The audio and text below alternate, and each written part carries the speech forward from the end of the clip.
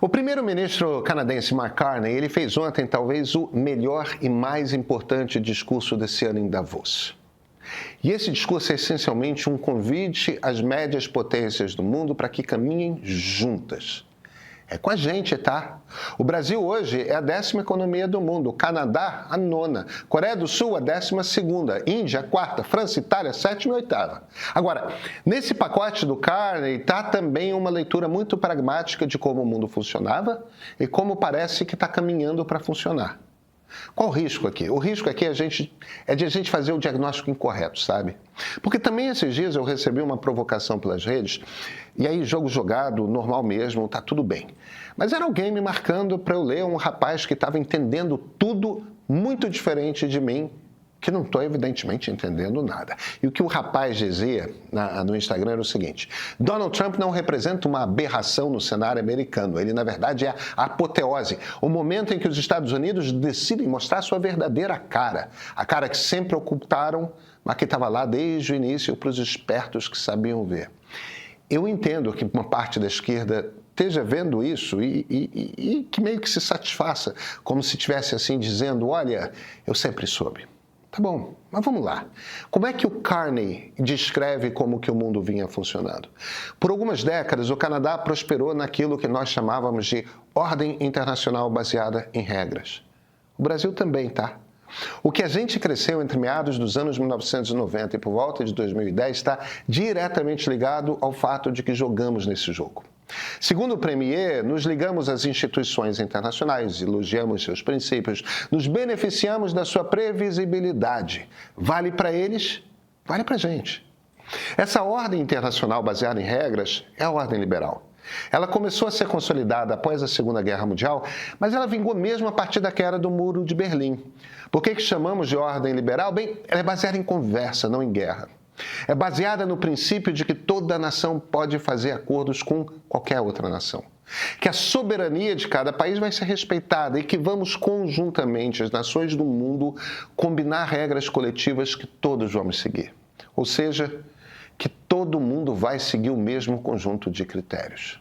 Ou vamos tentar. E como é que a gente faz isso? Bem, a gente constrói organizações internacionais onde muitos, ou todos, temos assento. São os colegiados onde essas regras são combinadas. A ONU é a principal delas, claro, mas não se trata apenas da ONU. A OMC, gente, a OMC, a Organização Mundial do Comércio. A gente também combina encontros regulares de conversa. Temos o G4, as 4 maiores economias do mundo que se encontravam de tempos em tempos. Aí formou-se o G20, as 20 maiores economias do mundo. Numas reuniões vinham chefes de governo, noutras os ministros da Fazenda, aí os presidentes de Banco Central, e aos pouquinhos consensos vinham. Mas por que só isso?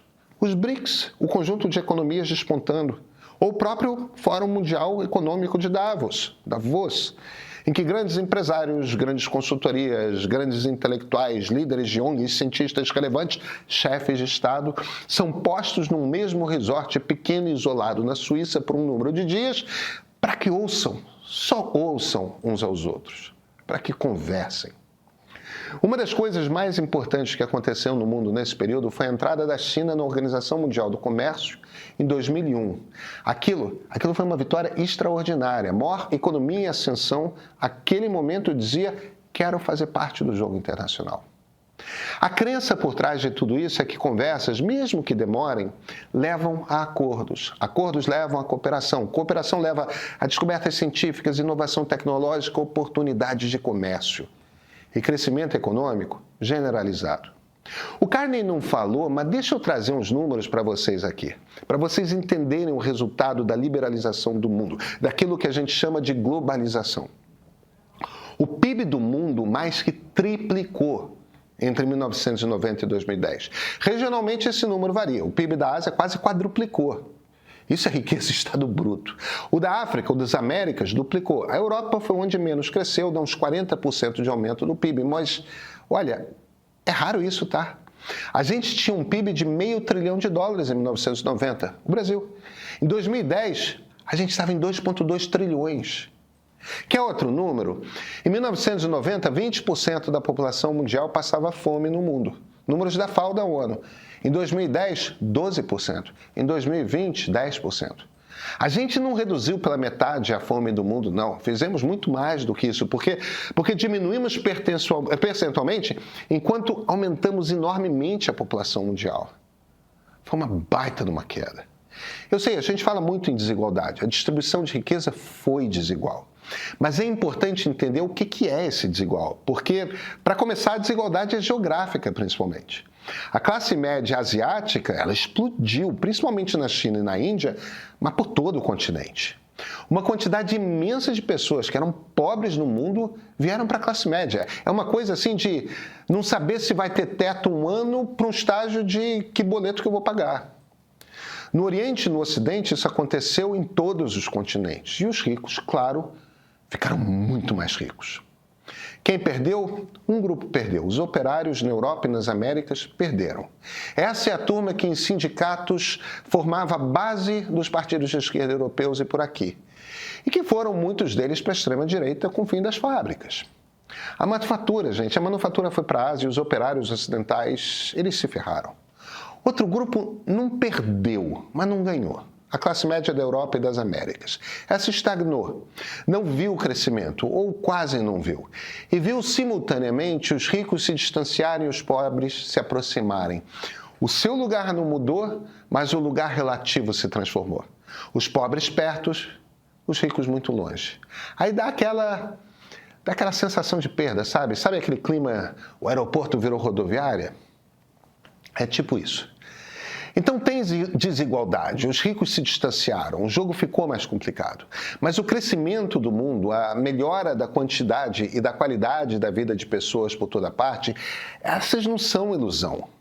A gente perdeu a capacidade de perceber que o mundo melhorou muito, muitíssimo com a ordem liberal. Essa ordem liberal era perfeita? Não, não era. E o Carney fala isso com uma clareza que eu acho que eu nunca vi um chefe de governo falar. E é em cima dessa clareza que ele faz um convite a países como o Brasil. Vem comigo? Eu sou Pedro Doria, editor do Meio. Sabe, o que a gente está tentando fazer aqui no Meio é pensar o Brasil. Sim, como digo claramente, eu tenho um ponto de vista, eu venho de um lugar ideológico. Mas uma das coisas que ter consciência do próprio ponto de vista nos permite é justamente ser capaz de compreender outros pontos de vista. Não quer dizer concordar, claro, mas compreender é fundamental. Compreender de onde as ideias vêm, por que os grupos são assim. Vamos passar esse ano eleitoral fazendo exatamente isso. Todo mês tem pesquisa nova aqui no Meio. Os assinantes premium são os primeiros no Brasil a receber essa pesquisa. Esse mês vão poder assistir também gratuitamente o curso de ideologias do Christian Lynch. Você compreende cada uma das ideologias brasileiras? É um jeito diferente de fazer jornalismo em tempo de eleição. Jornalismo com método. Assim no Meio, vai fazer uma diferença na sua compreensão do Brasil. Este aqui é o ponto de partida.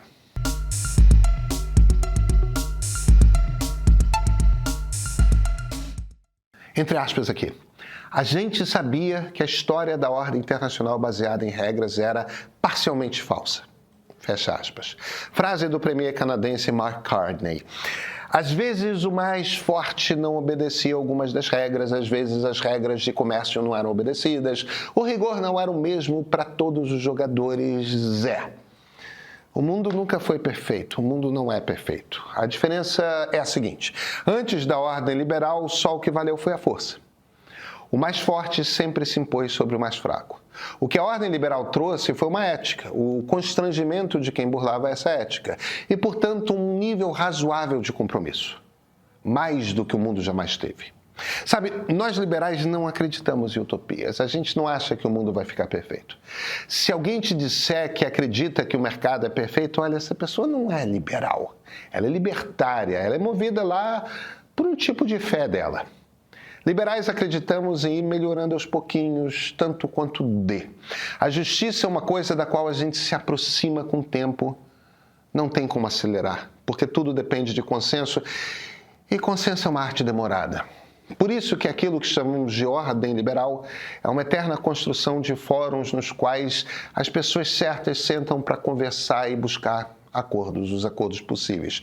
Donald Trump acabou com isso. Olha, Não tem nenhuma surpresa em Vladimir Putin invadir a Ucrânia porque quer tomar um pedaço do país.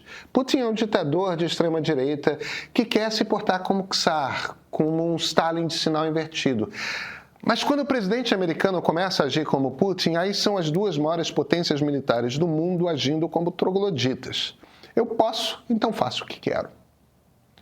Eu juro que entendo que para algumas pessoas na esquerda dá uma vontade danada de dizer que Trump não tem nada de novo, ele simplesmente representa o que os Estados Unidos sempre foram, mas não é verdade. A ordem liberal funcionou até engasgar. Ela engasgou porque não foi ouvir o apelo da classe operária no Ocidente, como não percebeu a frustração de um pedaço da classe média. São aqueles que sentem terem perdido com a globalização. Eles estão pedindo uma nova ordem mundial.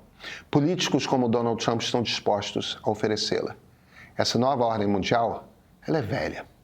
Como diz o Carney, sabe, essa nova ordem mundial, ela é pior para todo mundo, inclusive para os americanos. Haverá menos cooperação, haverá uma profunda desconfiança de um contra o outro. No ambiente em que ninguém confia em ninguém, menos acordos são feitos, menos pesquisadores passam tempos em outros países, menos trocas, menos conhecimento, menos comércio. Tudo piora. A gente não pode fazer nada se as potências militares querem horrorizar. Mas somos economias grandes. O Brasil assinou um excelente acordo via Mercosul com a União Europeia. Vamos ver se os europeus vão manter esse acordo de pé. Se ele vingar, cara, é um golaço. Hora de sentar com os canadenses, com os indianos. Se os americanos não querem conversar, vamos procurar quem queira confiar e quem seja confiável. Vamos abrir o Brasil, sabe, para quem é parceiro. Nesse momento temos muito a ganhar abrindo mais nosso mercado, procurando essas médias potências. Como os canadenses estão propondo. Mark Carney, ele está certo. O mundo piorou muito por causa de Donald Trump. Mas a gente não tem de fazer o jogo do presidente americano. A velha ordem não fica de pé como era sem a maior economia do mundo. Mas isso não quer dizer que precisamos ou mesmo que devemos abandoná-la por completo. Porque aquela ordem enriqueceu o Brasil. Temos muito a perder se abandonarmos. Estão te manipulando com números, hein? Diariamente você recebe dados fora do contexto e pesquisas usadas como argumento de conveniência para ganhar o seu voto. Olha, para furar essa bolha, a gente criou a pesquisa Meia Ideia, um retrato fiel do humor do leitor, todo mês, feito para você formar a sua própria opinião. Essa pesquisa não pertence a partidos, a bancos, a jornais, a políticos. Ela é sua. Como assinante premium, você recebe em primeira mão e ainda tem acesso a uma cobertura completa das eleições, com reportagens, análises, bastidores de Brasília e 2 newsletters especiais. Se você está cansado do cabo de guerra da polarização e quer clareza, o seu lugar é o meio. Assina, você não vai se arrepender.